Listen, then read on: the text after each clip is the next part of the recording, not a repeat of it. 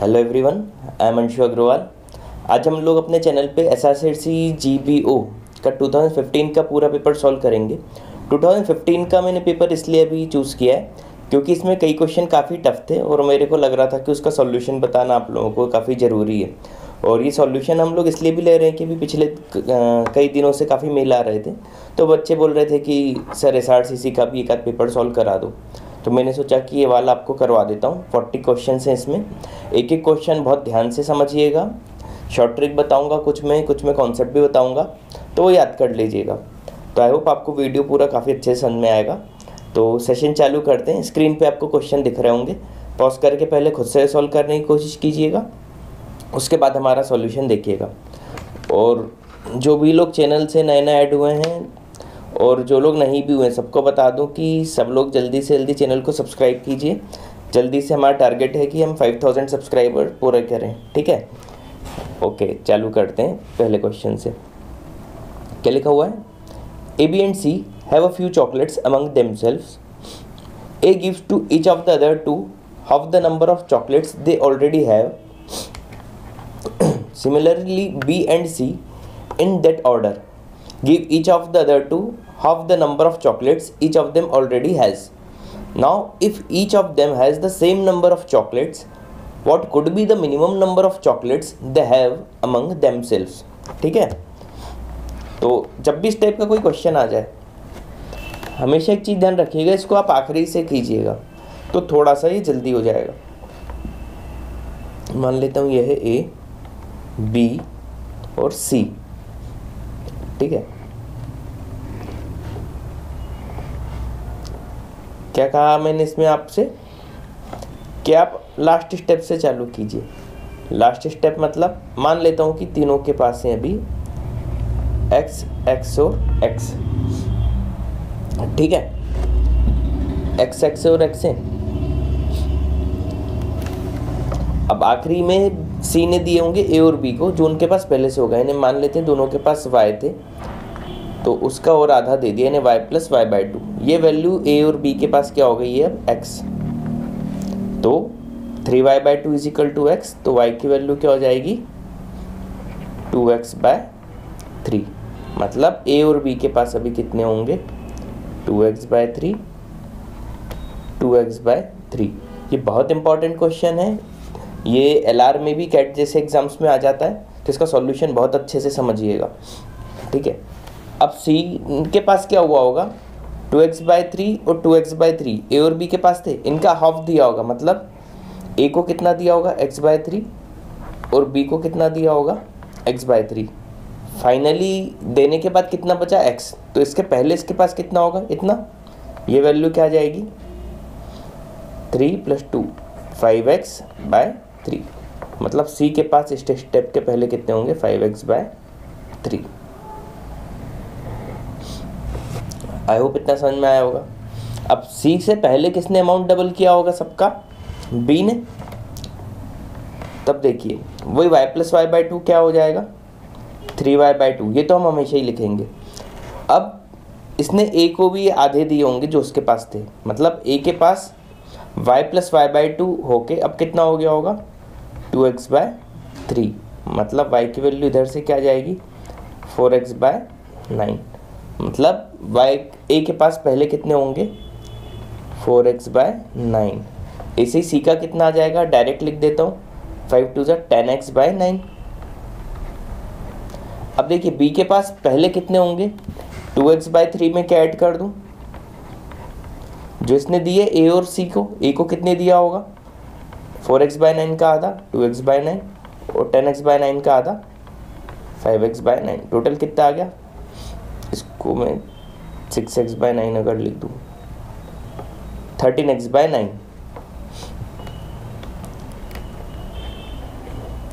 आसान है। इसी तरीके से अब हम क्या करेंगे, a ने b और c को दिया होगा, तो वही b और c 3y by 2 is equal to b के पास अभी कितना है 13x बाय 9, यानी पहले कितना होगा 13 to 26x bye 27।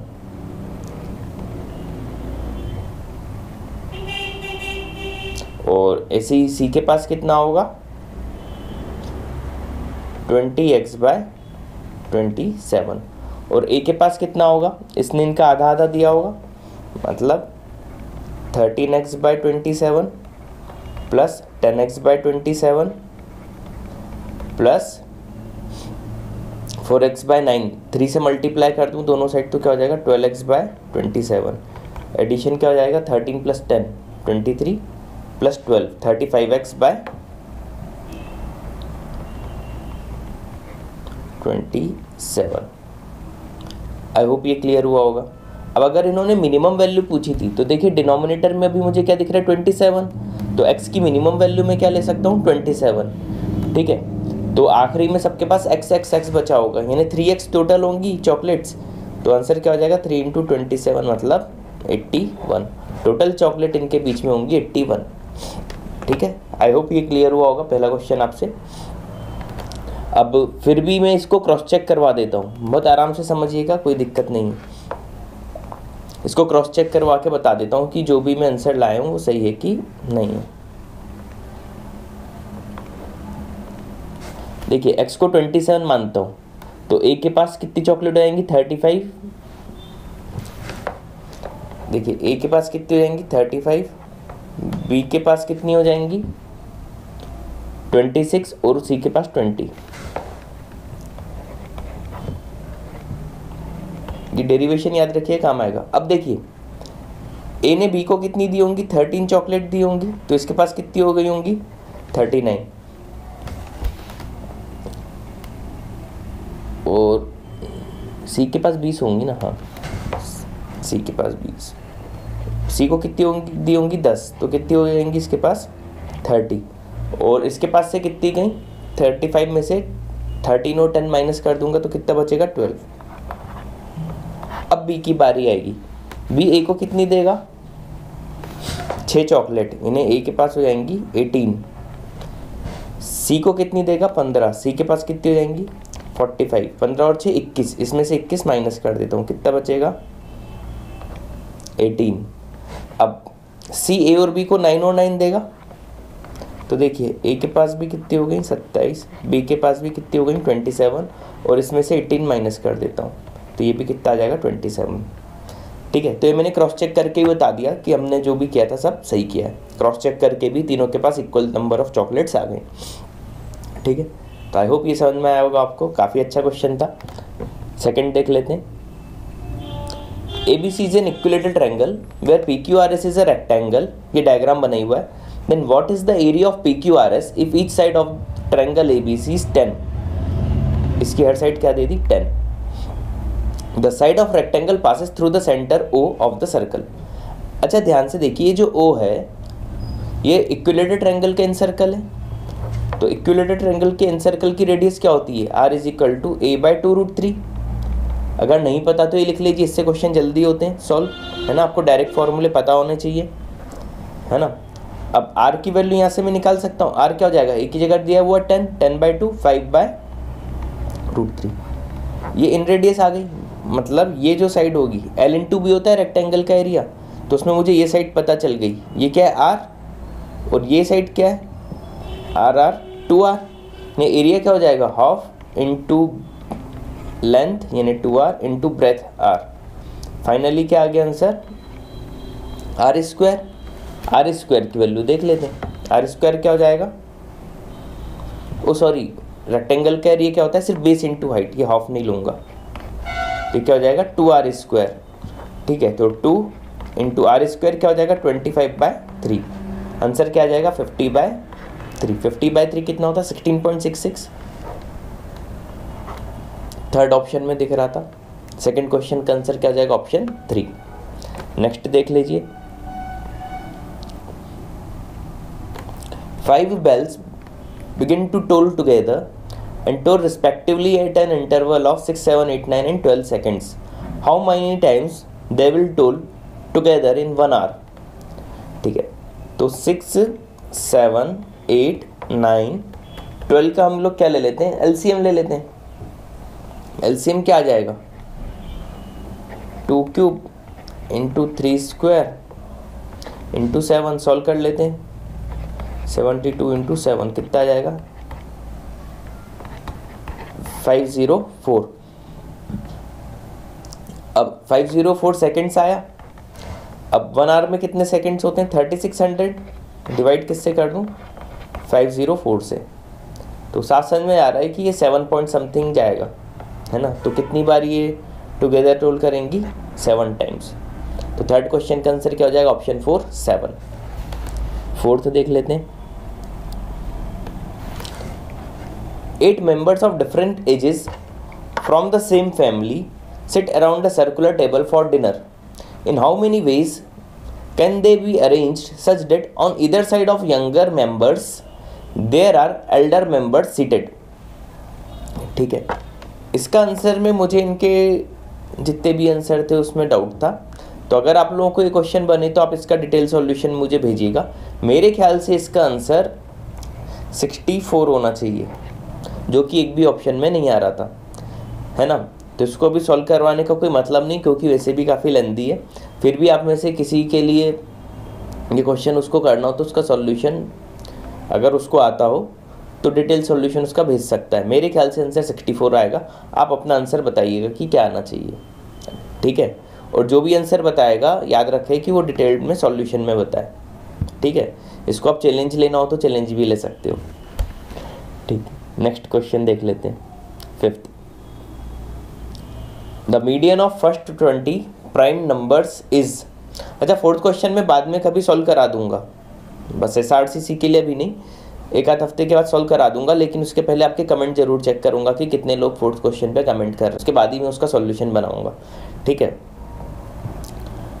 The median of first 20 prime numbers. अच्छा, 20 प्राइम नंबर्स हैं, यानी 10th और 11th नंबर के बीच का जो होगा नंबर, है ना, उस 10th और 11th प्राइम नंबर का एवरेज ले लूँगा तो मेरा मीडियन निकल आएगा। तो 10th और 11th प्राइम नंबर क्या होते हैं? 29 और 31, इनका एवरेज लेना है मुझे। आंसर क्या आ जाएगा? 30। तो फिफ्थ क्वेश्चन का आंसर क्या आ जाएगा? ऑप्शन 4 30। सिक्स्थ देख लीजिए। Sum of two numbers is 17, x plus y दिया हुआ 17। Sum of their squares is 145। What is the product? अच्छा, इस टाइप के क्वेश्चन में ध्यान रखिएगा, दो तरीके होते हैं। कई बार तो क्या होता है कि मैं इमेजिन कर लूँ कि x क्या होगा और y क्या होगा, और कई बार होता है कि मैं डायरेक्ट फॉर्मूला लगाऊं। तो दोनों तरीके से क्वेश्चन भी जैसे हो जाएगा, लेकिन हमारी कोशिश होनी चाहिए कि हम जल्दी कैसे कर लें। तो अगर दिमाग में तुरंत नंबर आ जाएं कि नंबर क्या होंगे, जैसे इसमें देख के हो सकता है कि नंबर 8 और 9 हो, 9 और 8 17 होता है, और 81 और 64 भी 140 के आसपास 145 ही होगा। तो x और y की ऐसे वैल्यू आ गई, तो 8 × 9 72 आंसर हो जाएगा। लेकिन कई बार होता है कि हो सकता है मेरा दिमाग ना चले, तो इसमें मैं फॉर्मूला कौन सा लगा सकता हूँ? a + b का होल स्क्वायर वाला। a + b का होल स्क्वायर क्या होता है? a² + b² + 2ab। x + y का होल स्क्वायर 289 - 145 अपॉन 2 कर देता हूँ, डायरेक्ट x y आ जाएगा, है ना। 289 में से 145 माइनस करेंगे, कितना आएगा? 144 अपॉन 2 72। तो यहाँ से x और y की डायरेक्ट प्रोडक्ट की वैल्यू भी आ गई। हाँ, इंडिविजुअल अगर पूछा होता तो थोड़ा सा आप इमेजिन करके देख सकते थे, तो 9 और 8 निकल के आ जाएगा। नेक्स्ट क्वेश्चन देख लेते हैं, 7th। What is the least square number which is divisible by 3, 5, 6 and 9? इसमें भी पहले एलसीएम लेते हैं। क्या आएगा? 3, 5, 6, 9 का एलसीएम 2 की पावर 1 इंटू 3 की पावर 2 इंटू 5 की पावर 1। अच्छा, अगर इसको स्क्वायर में कन्वर्ट करना है तो एक 2 और एक 5 से मल्टीप्लाई करना पड़ेगा, बस यही आंसर हो जाएगा। तो 2² इंटू 3² इंटू 5², कितना हो जाएगा? 100 9 ज़ा 900, ठीक है। 8th क्वेश्चन देख लेते हैं। 8th क्वेश्चन में भी मुझे कुछ गड़बड़ लग रही थी। जैसे क्या लिखा, 1 + x/144 की root is equal to 1 + 1/2। x की वैल्यू पूछी है, तो 1 + x/144 इज इक्वल टू 3/2 होगा। उसका स्क्वायर कर दूंगा तो क्या आएगा? 9/4। अब सॉल्व करूंगा तो क्या आएगा? 1 - 9/4 इज इक्वल टू -x/144। 144। तो ये क्या आ गया, -5/4 is equal to -x/144। Solve कर लेते हैं, क्या आ जाएगा, 36 × 5 180। तो x की वैल्यू मेरी 180 आ रही थी, लेकिन इधर ऑप्शन में वो नहीं है। तो अगर मैंने इस क्वेश्चन में कहीं कैलकुलेशन मिस्टेक की हो तो आप लोग सॉल्व करके उसको बता दीजिएगा। वैसे मेरे ख्याल से इसका आंसर 180 ही होना चाहिए। ठीक है, नेक्स्ट देख लेते हैं। The difference between two positive numbers is 3। x minus y बोल रहा है वो 3। If the sum of their squares is 369, x square plus y square बोल रहे हैं वो 369, then sum of the numbers is, इसमें भी देखिए x माइनस वाई का whole square is equal to x square plus y square minus 2xy। यहाँ से xy की वैल्यू निकाल लूँ,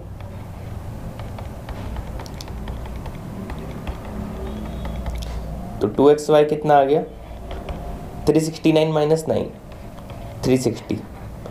अब x प्लस वाई का होल स्क्वायर क्या होता है, x square plus y square मतलब 369 प्लस 2xy। फाइनली क्या आ जाएगा,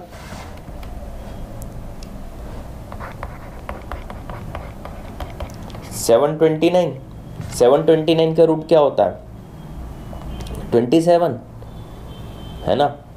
तो x प्लस वाई ही पूछा था क्या, हाँ 27 आंसर हो जाएगा। तो 9th क्वेश्चन का आंसर क्या हो जाएगा, ऑप्शन 3 27। 10th देख लीजिए, x इज इक्वल टू 7 - 4√3 दिया हुआ है, x square plus 1/x square पूछा है। तो एक्स स्क्वायर क्या होगा, a माइनस बी का होल स्क्वायर हो जाएगा, a square plus B square minus 2ab से 56√3। तो एक्स स्क्वायर की वैल्यू क्या आ जाएगी, 97 माइनस 56√3। तो 1/x स्क्वायर क्या हो जाएगा, 97 प्लस 56√3 हो जाएगा। पूरा सॉल्व करने की ज़रूरत ही नहीं है, दोनों को ऐड करना है। तो x square plus 1/x square क्या हो जाएगा, 2 × 97 मतलब 194। फोर्थ ऑप्शन में दिख रहा था। और 10th क्वेश्चन का आंसर क्या हो जाएगा, 194। 11th देख लेते हैं। If 1/3 of 1/4 of a number is 15, एक नंबर का 1/3 ऑफ 1/4 15 है, तो नंबर क्या आ जाएगा यहाँ से, 15 × 12। बताना क्या है, 3/10 बताना है। तो 15 × 12 कितना होता है, 180। इसका 3/10 बताना है, कितना हो जाएगा, 18 3 × 54। फोर्थ ऑप्शन हो गया। नेक्स्ट क्वेश्चन देख लेते हैं। 12th, what least fraction must be subtracted from the square root of 105:1/16। इसको सॉल्व करेंगे तो कितना आ जाएगा, 1681/16। इसके स्क्वायर रूट लेना था, मतलब 41/4। इसमें से क्या माइनस करूं कि होल नंबर आए, तो -1/4 कर देता हूं, क्योंकि 1/4 माइनस करूंगा तो 40/4 हो जाएगा। 40/4 क्या हो जाएगा, 10। ऑप्शन में दिख रहा है, पहला ऑप्शन ही दिख रहा था। तो 12th क्वेश्चन का आंसर क्या हो जाएगा, ऑप्शन 1। 13th देख लेते हैं। Which of the following fraction is the least. ये तो करके देख लीजिएगा, काफ़ी आसान है। आंसर इसका आ जाएगा 13/38। ठीक है, नेक्स्ट देख लेते हैं। 14, the sum and product of two numbers are 12 and 35 respectively, what will be the sum of their reciprocal. अच्छा 30 प्रोडक्ट 35 दिया हुआ है, नॉर्मली ध्यान देखें 7 5 से ही 35 होता है, और 7 और 5 का एडिशन भी 12 होता है। तो देख के समझ में आ जाना चाहिए था कि नंबर क्या होगा, 7 और 5, और इनका रेसिप्रोकल क्या होगा, 1/7 प्लस 1/5। तो इसको सॉल्व कर लूँगा तो क्या हो जाएगा, 12/35, थर्ड ऑप्शन। और वैसे भी इसका एक और तरीका था, अगर आप ध्यान दो तो 1/x प्लस 1/y अगर मैं करता हूँ, रेसिप्रोकल को ऐड करता हूँ, तो x प्लस y/xy आता है। समीशन भी डायरेक्ट इन्होंने 12 दिया हुआ था, प्रोडक्ट भी 35 दिया हुआ था। तो नंबर दिमाग में नहीं भी आते तो भी आप डायरेक्ट 12/35 वैसे ही लिख सकते थे, बिना सॉल्व किए। ठीक है, 15th देख लेते हैं।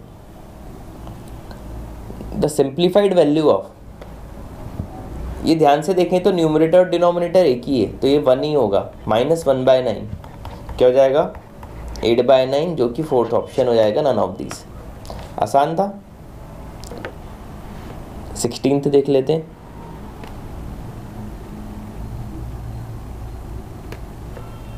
Two numbers are such that they are 40 and 50% of the third number। Third number को 100 मान लेता हूँ, तो फर्स्ट नंबर क्या हो जाएगा? 40, सेकेंड नंबर क्या हो जाएगा? 50। पूछा क्या है? First number is what percent of second, यानी सेकेंड का कितना परसेंट फर्स्ट है, तो कितनी वैल्यू आ जाएगी? 4/5। 4/5 क्या होता है? 80%। 16 क्वेश्चन का आंसर क्या हो जाएगा? ऑप्शन 1, 80%। 17th देख लेते हैं। A student has to secure 45% of marks to qualify for the interview in a written examination. If he gets 79 marks and fails by 56, यानी पास होने के लिए इसको कितने नंबर चाहिए? 79 + 56 कितना होता है? 135, है ना। अब टोटल जितने ही मार्क्स होंगे उसका कितना परसेंट? 45%, 135 होगा। तो टोटल मार्क्स बताने थे, बता दीजिए। 45 3 135, टोटल 300 नंबर का पेपर होगा। Second option. तो 17th का आंसर क्या आ जाएगा? ऑप्शन 2। 18th देख लेते हैं। Anita gave 10% charity from her salary and then 20% of the remaining she gave to her friend as loan, है ना। तो x इंटू 10% दे दिया, बचा 9/10। अब 20% इसमें दे दिया, यानी 80% बचा 4/5, है ना, इज इक्वल टू 7200। सॉल्व कर लेते हैं। ये 200 आ जाएगा, तो x की वैल्यू क्या आ जाएगी? 10,000। तो क्वेश्चन नंबर 18 का आंसर क्या हो जाएगा? ऑप्शन 2, 10,000। ठीक है, 19th देख लेते हैं। A man gets double the amount in 7 years at a certain rate percentage. In how many years he gets 8 times amount at the same rate? देखिए, इसमें पूछा नहीं कि CI से डबल कर रहा है कि SI से डबल कर रहा है ना। तो मैं दोनों से बता देता हूँ, फिर ऑप्शन से देख लेंगे। अगर CI से डबल हो रहा है तो इसका सिंपल सा याद रखिए, 7 में कितना हो गया? 2 टाइम्स। नेक्स्ट 7 यानी 14 ईयर्स में क्या हो जाएगा? 4 टाइम्स। नेक्स्ट 7 यानी 21 ईयर्स में क्या हो जाएगा? 8 टाइम्स। लेकिन 21 ऑप्शन में ही नहीं था, इसका मतलब ये SI से कर रहे होंगे। अब SI में क्या होगा? SI तो P हो जाएगा, is equal to P into R। 7 years में हुआ है अपॉन 100। R की वैल्यू क्या आ जाएगी? 100/7। अब बोल रहा 8 टाइम्स कितने ईयर में होगा सेम रेट पे? तो इंटरेस्ट तो 7 टाइम्स हो जाएगा, तो 7P। R की जगह 100/7 रख देता हूँ। नंबर ऑफ ईयर्स निकालना है, 100 से 100 कैंसिल, P से P कैंसिल। T की वैल्यू क्या आ गई? 49। सेकेंड ऑप्शन में दिख रहा था, तो आंसर लगा दीजिए ऑप्शन 2। आई होप क्लियर हुआ होगा। क्वेश्चन नंबर 20 देख लेते हैं। A man took a loan of ₹2,400 to be paid back in 13 equal monthly installments of ₹200 each. If the rate of interest is simple, what is rate percentage? अच्छा, इसमें ध्यान दीजिएगा, जब भी सा क्वेश्चन आ जाए एक फॉर्मूला बता देता हूँ, याद रखिएगा। मान लेते हैं कि मंथली इंस्टॉलमेंट वो x पे कर रहा है ना। तो फर्स्ट ईयर x पे कर चुका होगा, प्लस सेकेंड ईयर में x फिर पे करेगा, और पहले ईयर का इंटरेस्ट भी उसमें ऐड हो जाएगा, यानी x into R into 1/100, plus फिर से ये x पे करेगा। अब इंटरेस्ट कितना हो जाएगा? x into R into 2 years के लिए,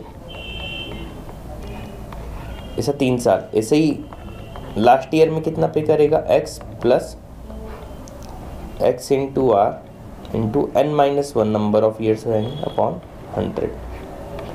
ये बराबर होगा टोटल अमाउंट के। और अमाउंट क्या होता है? P plus SI।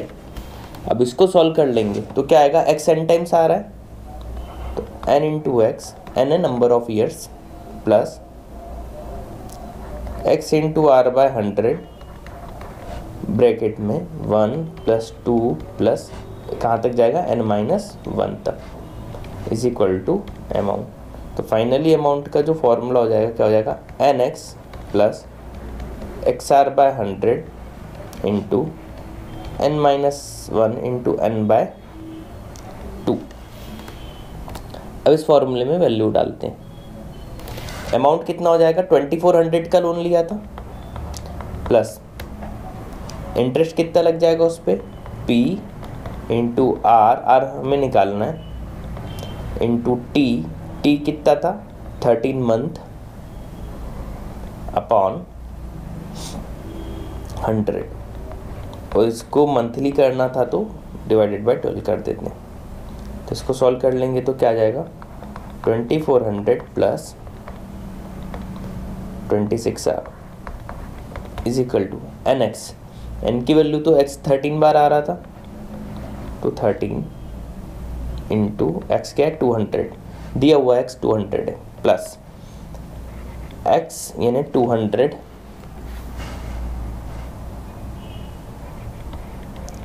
Bye 100 into R monthly निकालना था, divided by 12 into n minus 1 यानी 13 minus 1 12 into n 13 by 2। Solve कर लेते हैं, ये 200 से 200 कैंसिल, 12 से 12 कैंसिल, 13R आया तो 26R माइनस 13R कितना आ जाएगा, 13R इज इक्वल टू 2600 में से 2400 माइनस आ गया तो 200। तो R की वैल्यू क्या आ गई, 200 बाय 13 कितना आ जाएगा, ये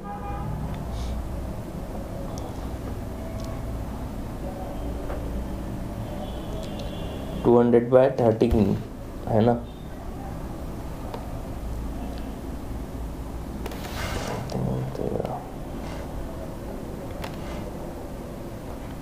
$15.38 आ जाएगा।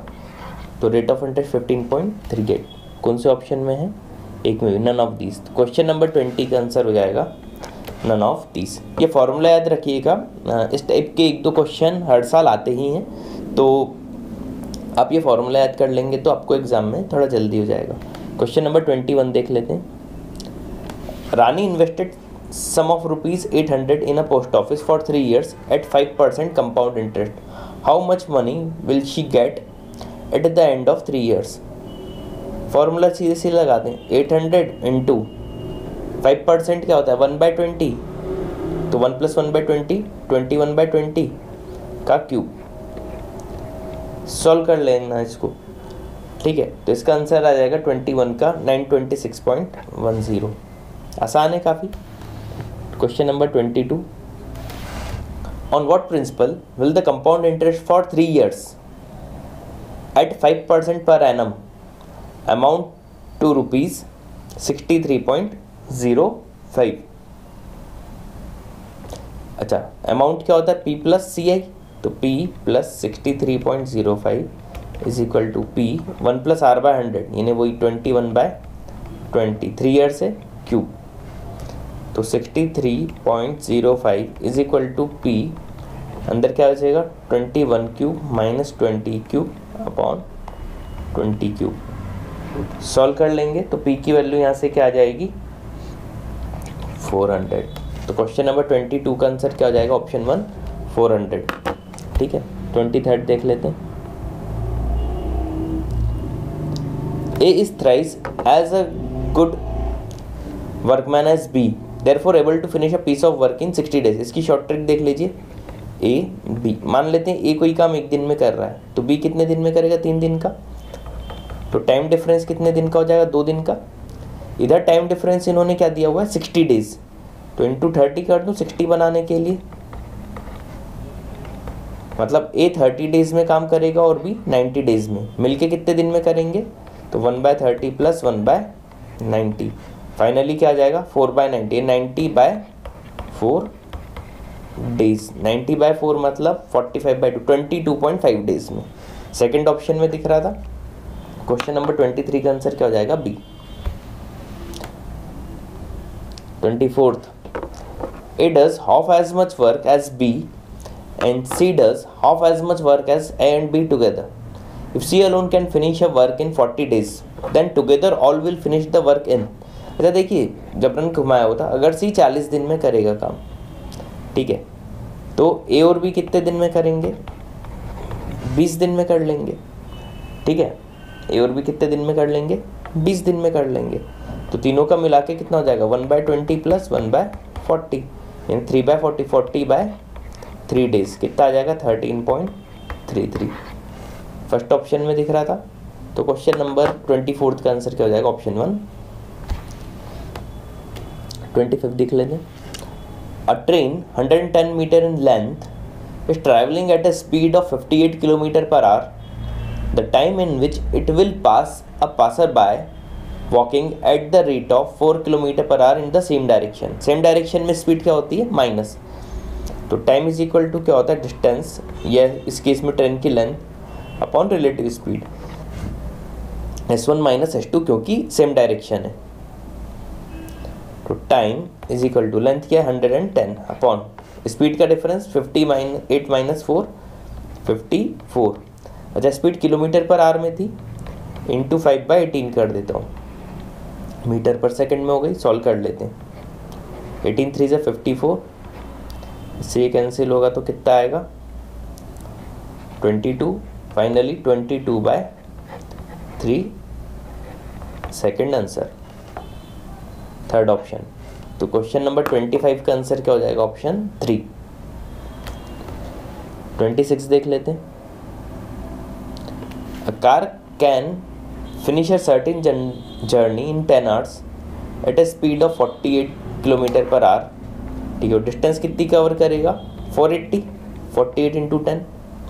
इन order to cover the same distance in 8 hours, speed पता नहीं, तो स्पीड कितनी हो जाएगी? 480/8। नई स्पीड कितनी हो जाएगी? 60 किलोमीटर पर आवर। स्पीड में इंक्रीज पूछा है, पहले थी 48, अब हो गई 16, 12 किलोमीटर पर आवर से इंक्रीज हो जाएगी। तो क्वेश्चन नंबर 26 का आंसर क्या हो जाएगा? ऑप्शन 3। नेक्स्ट देख लेते हैं।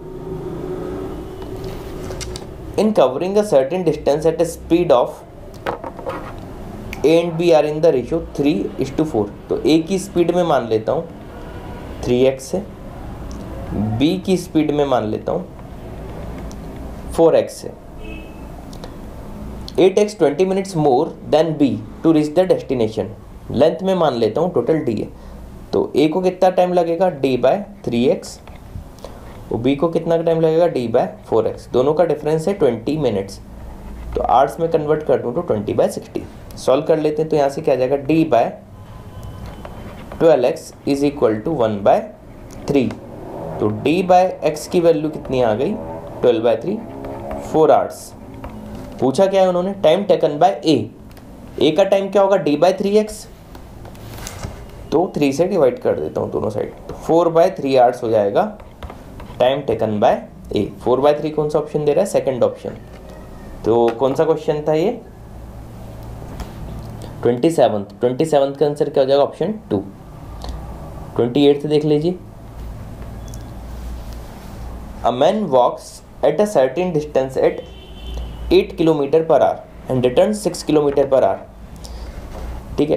टोटल टाइम दे दिया 3.5 आवर्स, टोटल डिस्टेंस पूछी है। तो देखिए, एवरेज स्पीड का फॉर्मूला क्या होता है? Total distance upon total time. तो टोटल डिस्टेंस क्या हो जाएगा? Total time into average speed. Total time क्या है? 3.5 इंटू एवरेज स्पीड, दो इक्वल डिस्टेंस कवर कर रहा है, तो 2s1s2 upon s1 plus s2 होता है। नहीं पता हो तो लिख लीजिएगा, एवरेज स्पीड दो इक्वल डिस्टेंस में क्या होती है? 2s1s2 upon s1 plus s2। इस क्वेश्चन के हिसाब से 2 into 8 into 6 upon 8 plus 6। Solve कर लेते हैं। ये क्या आ गई? टोटल डिस्टेंस 2 7 14, 7 आ जाएगा 0.5, 6 इंटू 0.5, 3 इंटू 8, 24। तो डिस्टेंस कितनी आ जाएगी? 24। थर्ड ऑप्शन में दिख रहा था। क्वेश्चन नंबर 28 का आंसर क्या हो जाएगा? ऑप्शन 3। नेक्स्ट देख लेते हैं 29। The ratio of ages of A and his mother is 3:11, यानी 3x और 11x मान लेते हैं। डिफरेंस क्या हो जाएगा 8x, जो कि क्या दिया हुआ है 24, तो 8x is equal to 24, x क्या आ जाएगा 3। ने अमन की एज कितनी हो जाएगी 9, उसकी मदर की कितनी हो जाएगी 11 3 ज़ा 33। पूछा क्या है what will be the ratio of their edges after 3 years, तो 3 साल बाद ये कितने कितने के हो जाएंगे। अमन कितने का हो जाएगा 12, मदर कितने की हो जाएंगी 36, रेशियो क्या हो जाएगा 1/3। फर्स्ट ऑप्शन दिख रहा था, तो 29 का आंसर क्या हो जाएगा option 1। 30 ABC have amounts in the ratio 3:4:5। ठीक है, मान लेता हूँ ए के पास है 300 रुपये, बी के पास है 400, सी के पास है 500। ठीक है, बी ने पहले 1/4 दिया ए को और 1/4 दिया सी को, मतलब 1/4 कितना हो जाएगा 400 का 100 रुपीज़, तो ए को 100 दे दिया और सी को भी 100 दे दिया। ए के पास कितने हो गए अब 400, सी के पास कितने हो गए 600 और इसके पास से 200 चले गए, इसके पास कितने बचे 200। ये आ गया अमाउंट। अब आगे क्या लिखा हुआ है,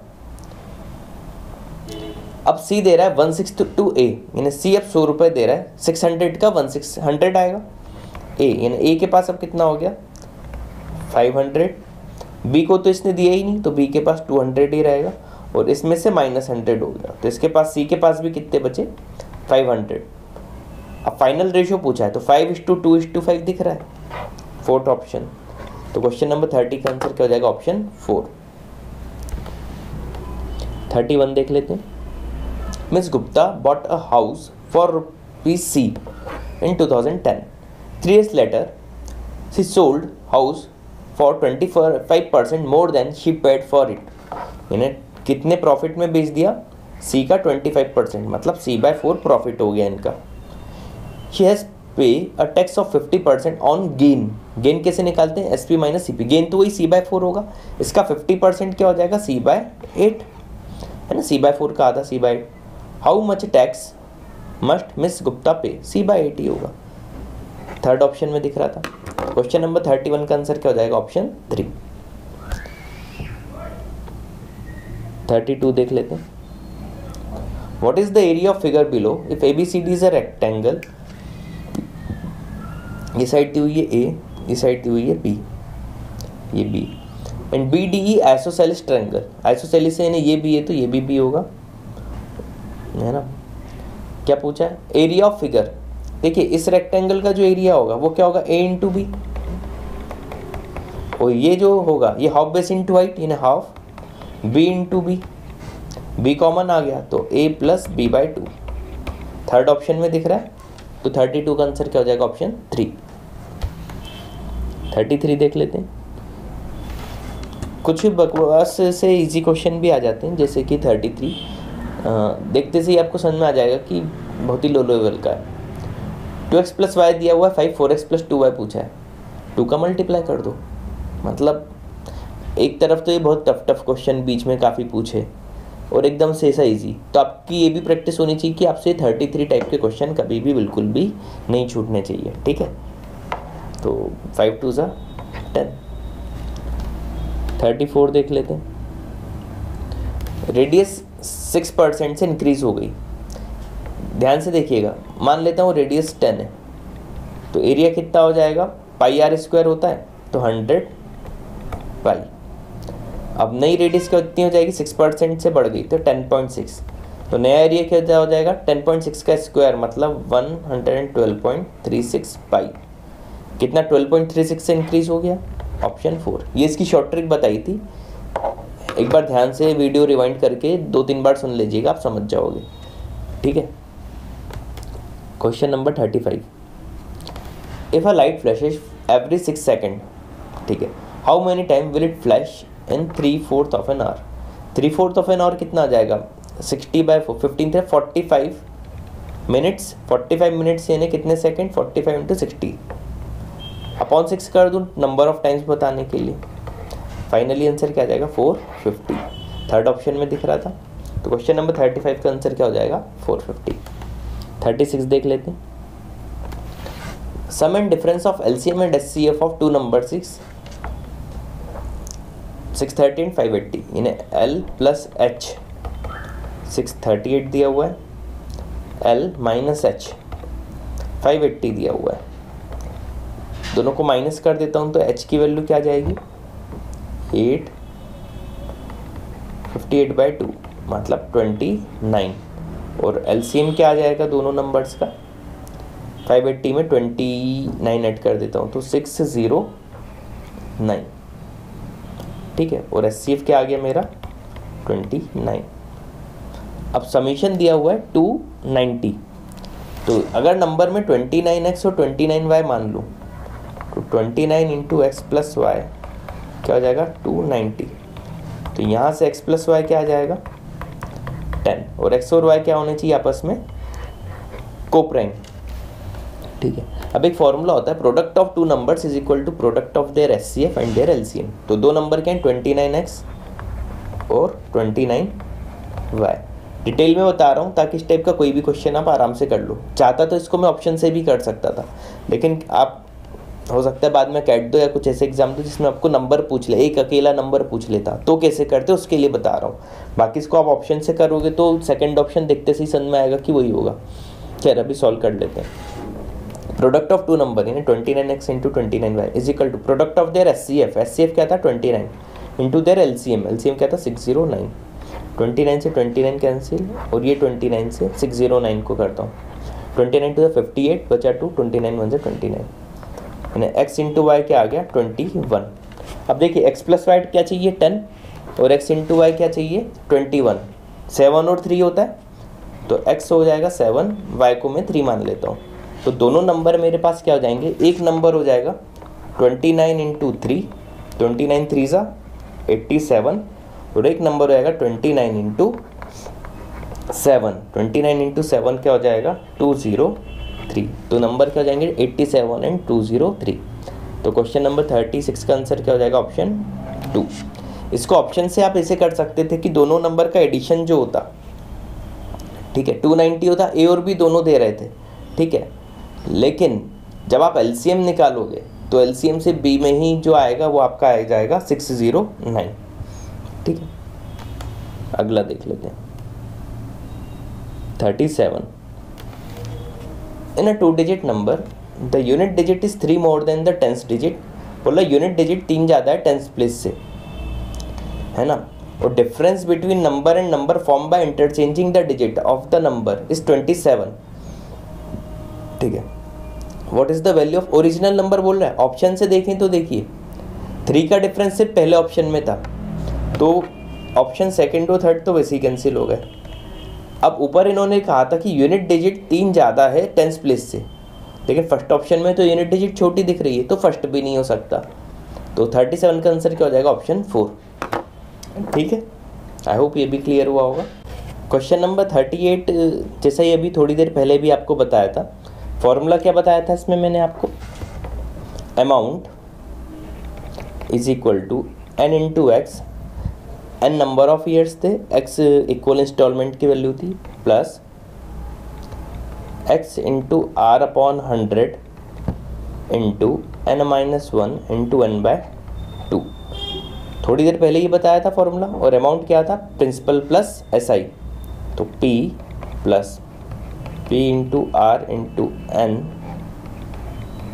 100 इज इक्वल टू यही पूरा NX plus XR/100 n minus 1 into n/2, ठीक है।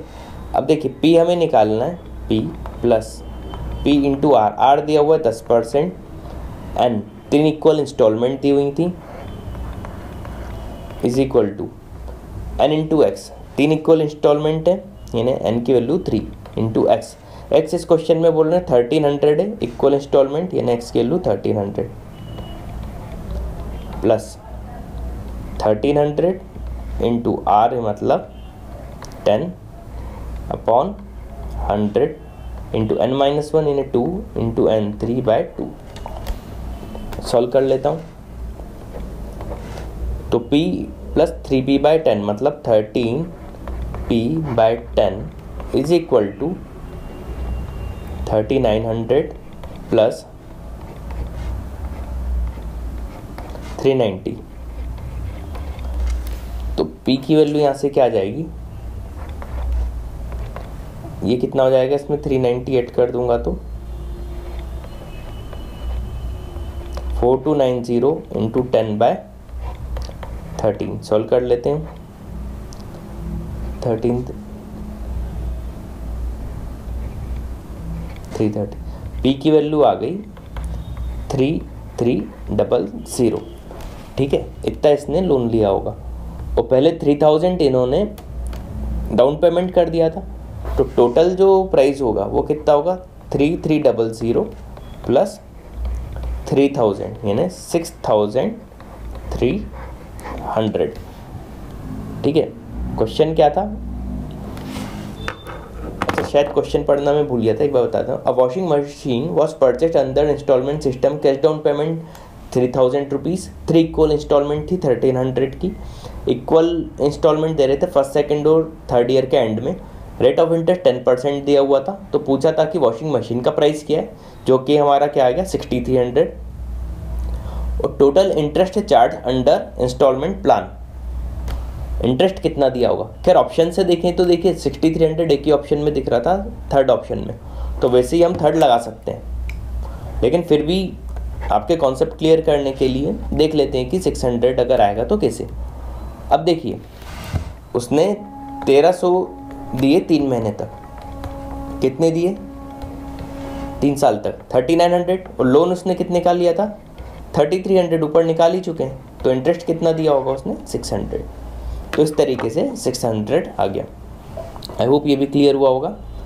नेक्स्ट क्वेश्चन देख लेते हैं। 3 sides of right angle triangle have integral lengths and also form an arithmetic progression। Normally तो दिमाग में 3 4 5 ही आएगा, AP में भी है, तीनों इंटीजर भी हैं। A possible length of one of the side. अच्छा ऑप्शन में देख लेते हैं कि जो भी ऑप्शन है वो 3 4 या 5 से कौन कौन सा उसमें डिवाइड हो रहा है। 22 ना तो 3 से होता है, ना 4 से, ना 5 से, ये नहीं हो सकता। 91 3 4 5 तीनों से नहीं होता। 82 3 से भी नहीं हो रहा, 4 से भी नहीं, 5 से भी नहीं। 56 3 से नहीं होता, 4 से हो जाता है, बस खत्म। वैसे भी 3 ऑप्शन रिजेक्ट हो गए थे तो 4th तो नहीं था, तो 39 का आंसर क्या हो जाएगा, ऑप्शन 4 56। आई होप ये भी क्लियर हुआ होगा। लास्ट क्वेश्चन 40 देख लेते हैं। मोना एंड सोना start simultaneously from 2 town P and Q towards Q and P respectively at 8 a.m. R is the check post which is midway between P and Q. Both Mona and Sona turned back towards their respective starting point whenever they reach R. जैसे ही R पे जाएंगे अपने starting point पे वापस हो लेंगे, and every time they reach their starting points they turn back and return to R। ठीक है, जैसे ही स्टार्टिंग पॉइंट पे जाएंगे वापस R के लिए जाएंगे। If the speed of Mona and Sona 45 km/h and 60 km/h respectively and PQ is 24 km, when will they reach R at the same time? ठीक है, देख लेते हैं। P और Q के बीच की लेंथ क्या है, ये मान लेते हैं P, ये Q, ये बीच में कोई पॉइंट है चेक पोस्ट R। तो P और R क्या होगा 12 किलोमीटर, वैसे R और Q भी क्या हो जाएगा 12 किलोमीटर। मोना यहाँ से चालू कर रही, मोना की स्पीड क्या 45 km/h और सोना इधर से, इसकी स्पीड 60 km/h। R तक जाने में मोना को कितना टाइम लगेगा देख लेते हैं। Time taken by Mona is equal to distance upon speed, ये आवर्स में आएगी, इसको मिनट्स में कर लेंगे। 16 मिनट्स लगेंगे, तो मोना को कितना टाइम लगेगा 16 मिनट। ठीक है, और सोना को कितना टाइम लगेगा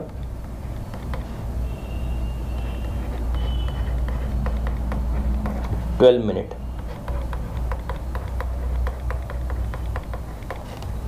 आई होप ये समझ में आया होगा इतना सा। ठीक है। अब देखिए, तो पहली बार जो मोना पहुंचेगी वो पहुंचेगी 8:16 AM पे और सोना 8:12 AM पे, ठीक है। अब जब मोना दोबारा पहुंचेगी तब देखिए अब 16 मिनट नहीं लगेंगे, 32 मिनट्स लगेंगे, क्योंकि यहाँ से यहाँ तक उसको 16 मिनट और यहाँ से यहाँ तक वापस 16 मिनट, तो 32 मिनट्स के बाद पहुंचेगी। तो दूसरी बार कब पहुंचेगी? 8:48 AM पे। ऐसे ही सोना को कितना टाइम लगा? 24 मिनट, तो कितना होगा? 8:36 AM। तो अब क्या होगा, ये चीज़ दिमाग में रखिएगा और आगे करते रहिएगा। तो मोना हर 32 मिनट्स के बाद अब पहुंचेगी आर पे और सोना हर 24 मिनट्स के बाद आर पे पहुंचेगी। तो हम देख लेंगे कि कौन सा टाइम सेम है। तो जो ए बी सी इसमें 3 ऑप्शन थे वो तीनों नहीं आएंगे। आंसर इस क्वेश्चन का क्या हो जाएगा? ऑप्शन 4, नन ऑफ दीज, ठीक है। तो एक बार इसको सॉल्व कर लीजिएगा। कॉन्सेप्ट मैंने आपको पूरा समझा ही दिया, आंसर भी बता दिया। अब आप वो चेक कर लीजिएगा कि कौन सा टाइम आएगा, ठीक है। तो आज के सेशन में इतने ही, काफ़ी अच्छे क्वेश्चन थे। आई होप आपको समझ में आए होंगे, ठीक है। तो अगर समझ में आए हो तो कमेंट में ज़रूर लिखिए और टेस्टिमनी भी लिखना मत भूलिए और ज़्यादा से ज़्यादा लोग सब्सक्राइब कीजिए चैनल को। Thanks for watching this video.